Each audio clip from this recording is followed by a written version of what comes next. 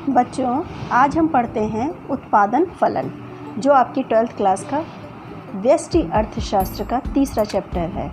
ठीक है, उसी में ही उत्पादन फलन आता है। तो उत्पादन फलन पढ़ने के लिए सबसे पहले हम ये देखते हैं कि उत्पादन और फलन आखिर होता क्या है।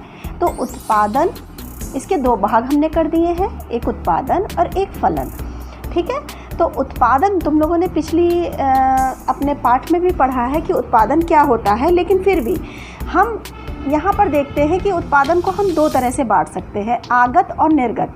ये तुम्हारी NCERT की बुक में दिए गए हैं शब्द, ये समझ में नहीं आते आखिर है क्या। आगत किसको कहते हैं? जो इनपुट, यानी जो कुछ हम उत्पादन में लगा रहे हैं, जो कुछ भी हम साधन अपने उत्पादन में लगा रहे हैं, जो भी कोई कुछ कर रहे हैं, उसको हम कहते हैं इनपुट या आगत। और जो उससे हमें आउटपुट मिल रहा है, जो निर्गत हो रहा है उत्पादन में लगाने के बाद, जो हमें उससे प्राप्त हो रहा है, उसको हम कहते हैं आउटपुट। ठीक है, तो पहले तो हम ये देखते हैं उत्पादन है क्या। तुम लोग को आगत और निर्गत तो समझ में आ गया। आगत मतलब इनपुट जो हम लगाते हैं, और निर्गत मतलब आउटपुट जो हमको प्राप्त होता है। अब हम पहले देख लेते हैं उत्पादन किसे कहते हैं। तो अर्थशास्त्र में उत्पादन का प्रयोग किसी वस्तु की उपयोगिता या मूल्य में किए जाने वाली वृद्धि से किया जाता है।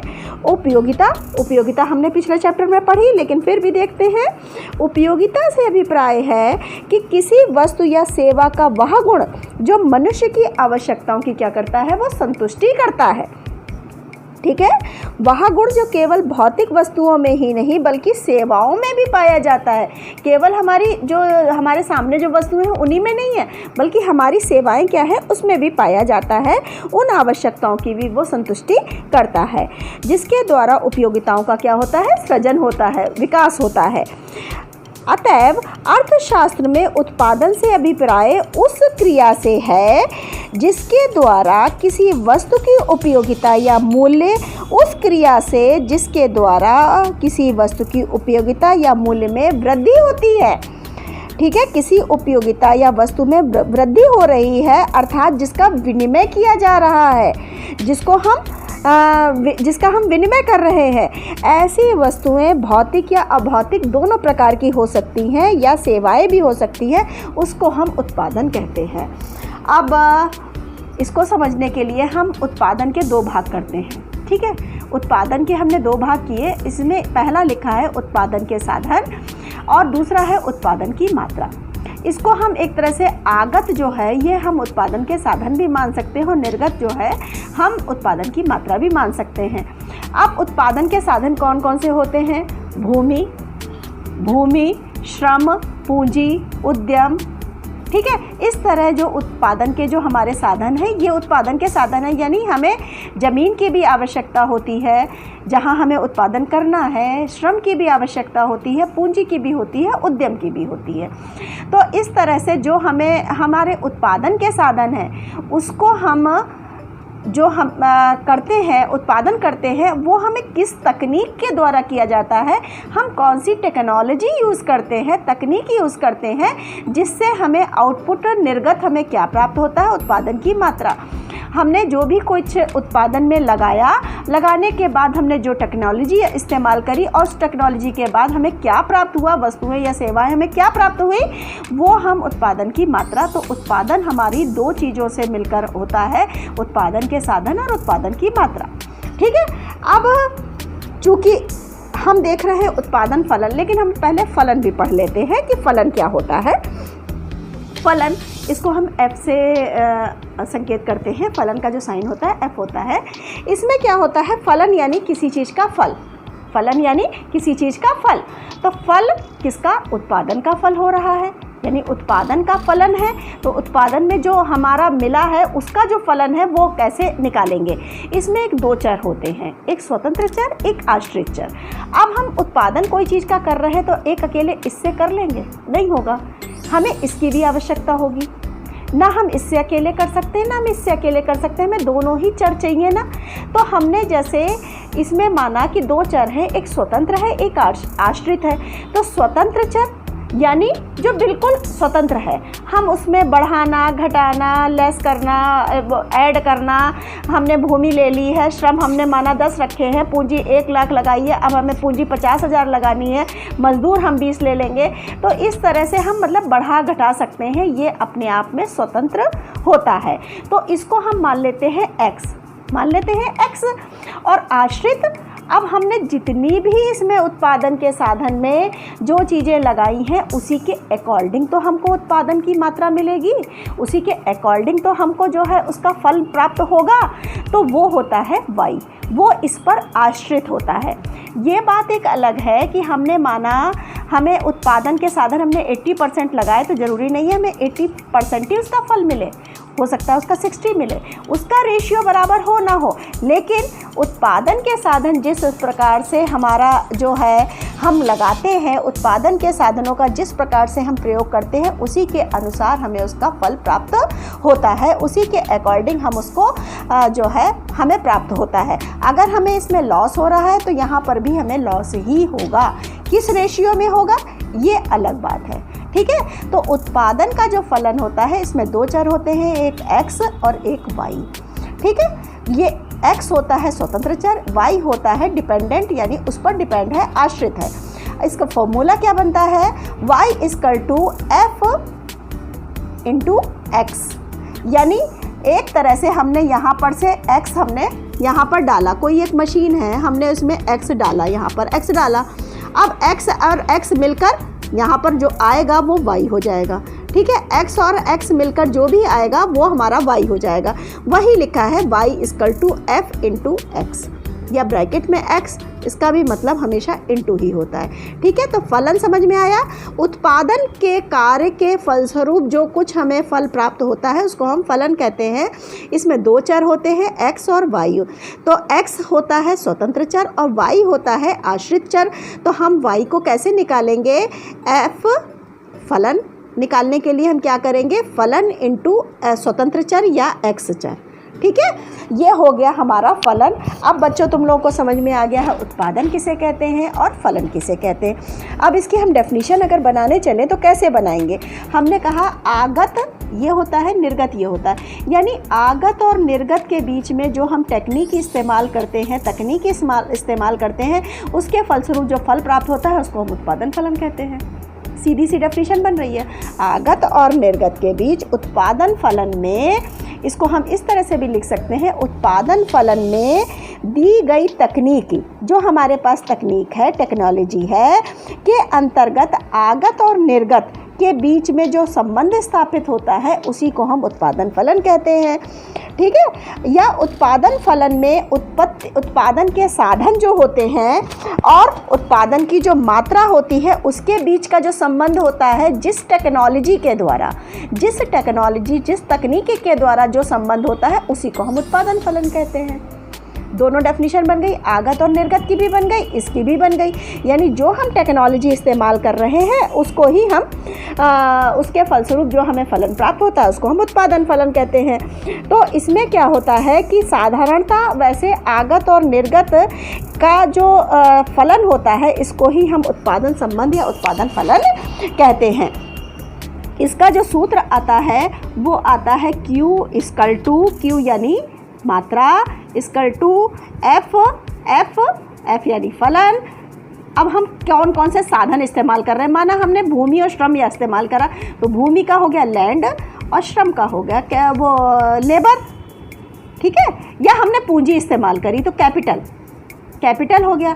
तो हमारा सूत्र क्या बन के आएगा, Q = F × L और K को हम मल्टीप्लिकेशन करके जो उसका फलन आएगा वो हमारी मात्रा निकल आएगी, ठीक है। तो इस तरह से हम उत्पादन फलन निकालते हैं। अब बात आती है कि हमारे जो उत्पादन फलन है ये जो है इसके साधन कैसे हैं, ठीक है। साधन या इसके कारक कौन कौन से हैं, साधन या कारक कौन कौन से हैं। तो इसके साधन और कारक होते हैं स्थिर साधन और परिवर्ती साधन। नाम से ही पता चल रहा है, स्थिर साधन जो स्थिर होते हैं, परिवर्ती यानी जो परिवर्तनशील होते हैं। फिर भी देख लेते हैं उत्पादन के साधन। उत्पादन का स्थिर साधन या आगत साधन वह साधन होता है जिसकी मात्रा में अल्पकाल में, अल्पकाल यानी थोड़े समय में परिवर्तन नहीं किया जा सकता।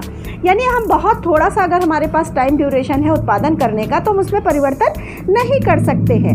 स्थिर साधन के कुछ उदाहरण जैसे कौन कौन से हो जाएंगे, इमारतें हैं। अभी हमें बड़ी बड़ी बिल्डिंगें बनानी हो तो हम अल्पकाल में कर पाएंगे? नहीं कर पाएंगे, थोड़े समय में नहीं कर पाएंगे। इसके लिए हमें उसको लंबा समय देना पड़ेगा, दीर्घकाल देना पड़ेगा, ठीक है। और वहीं पर परिवर्ती साधन क्या होते हैं, जो ऐसे साधन वह साधन होते हैं जिसकी मात्रा में अल्पकाल में यानी थोड़े समय में हम परिवर्तन कर सकते हैं। जैसे कच्चा माल है, कच्चा माल है, उसमें हम थोड़ा सा लाए और अपना निर्माण कर लिया, उत्पादन शुरू कर दिया, कर लिया।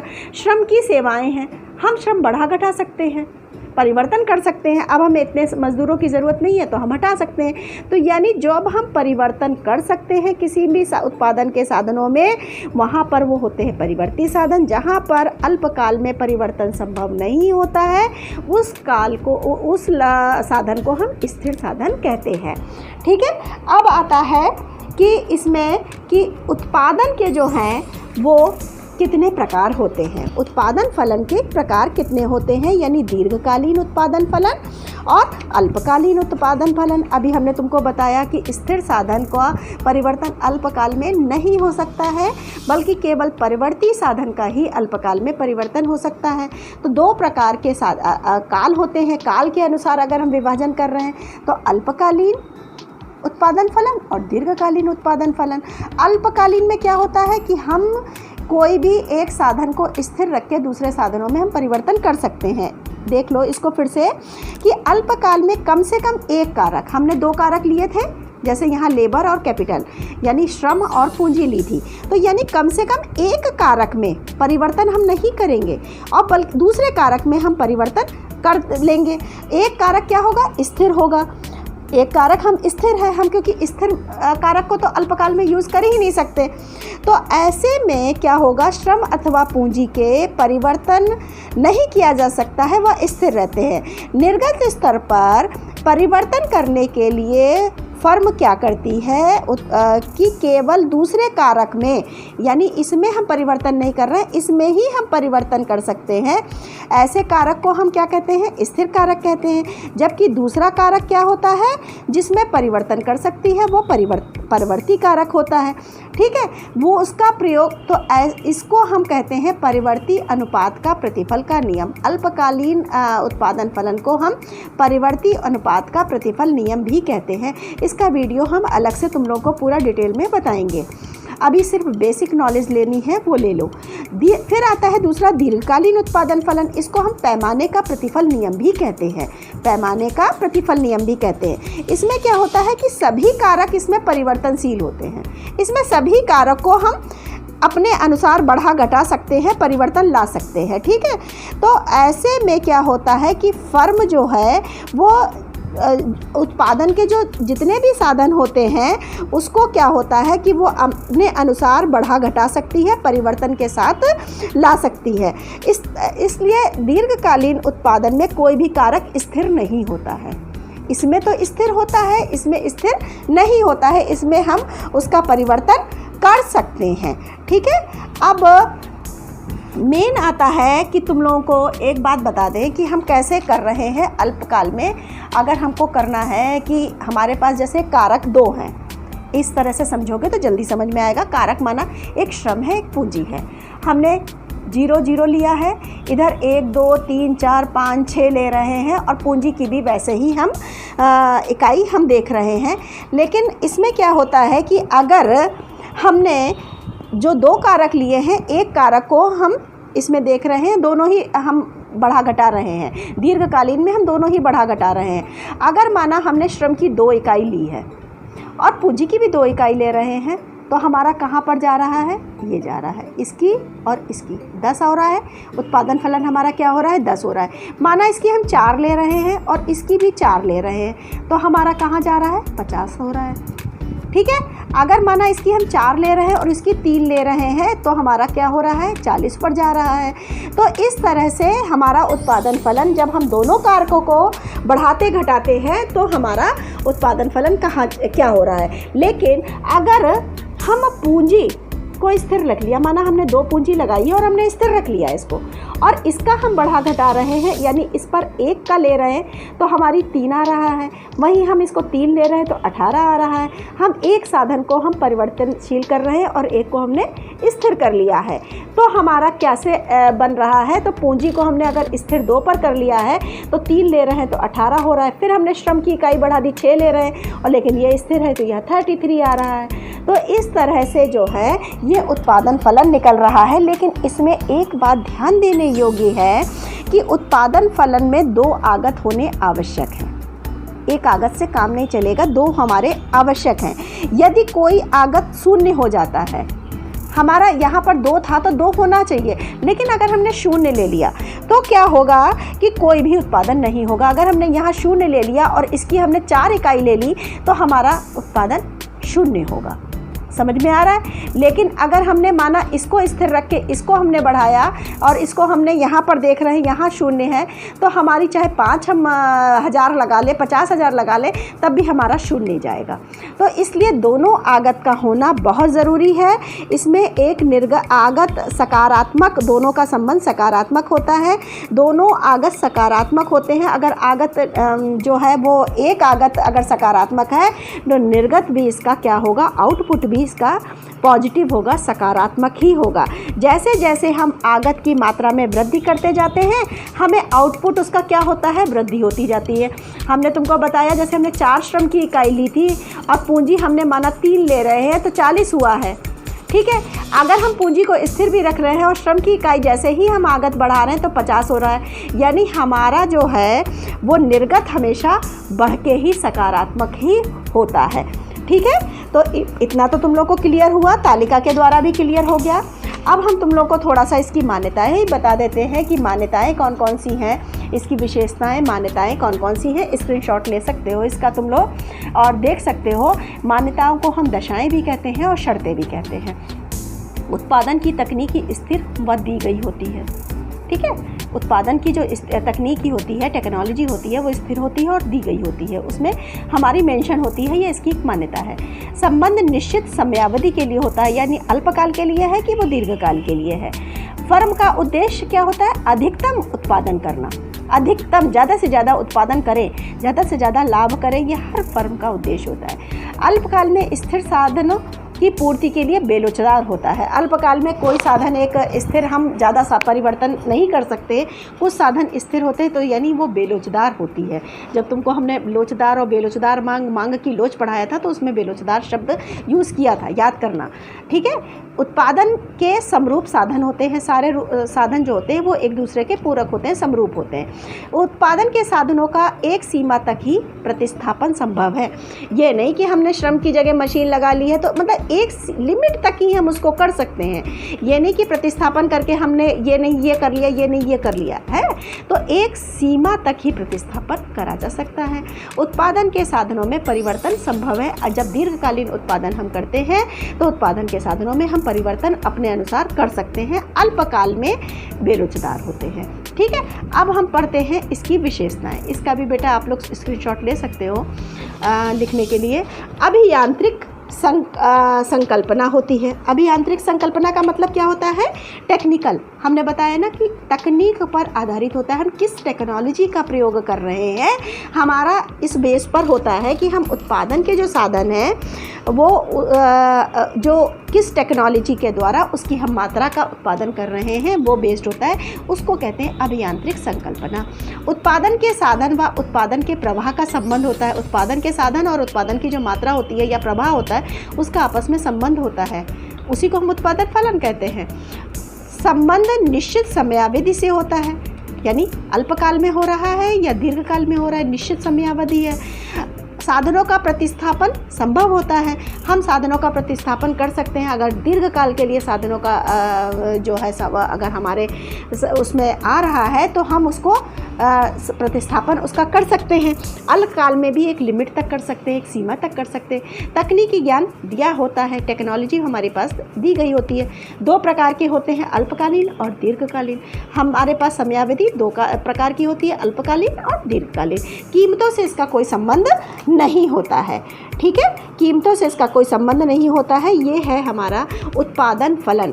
इसमें बच्चों आप लोगों ने क्या क्या पढ़ा? उत्पादन फलन की विशेषताएं पढ़ी, उत्पादन फलन की मान्यताएं पढ़ी, उत्पादन फलन का क्या होता है, उत्पादन हमें किसे किसे कहते हैं, फलन किसे कहते हैं, ठीक है, आपस में आगत किसे कहते हैं, निर्गत किसे कहते हैं, उत्पादन के दो प्रकार के होते हैं, साधन कौन कौन से होते हैं, फिर उत्पादन की मात्राएं कैसे होती हैं, किस तकनीक का इस्तेमाल करते हुए कैसे हम उत्पादन फलन निकालते हैं, इसका सूत्र क्या होता है, और फिर उत्पादन फलन के प्रकार क्या होते हैं, अल्पकालीन उत्पादन फलन और दीर्घकालीन उत्पादन फलन।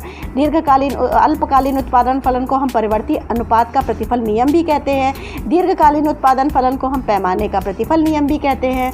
साधन या कारक कौन कौन से होते हैं, स्थिर साधन और परिवर्ती साधन, ठीक है।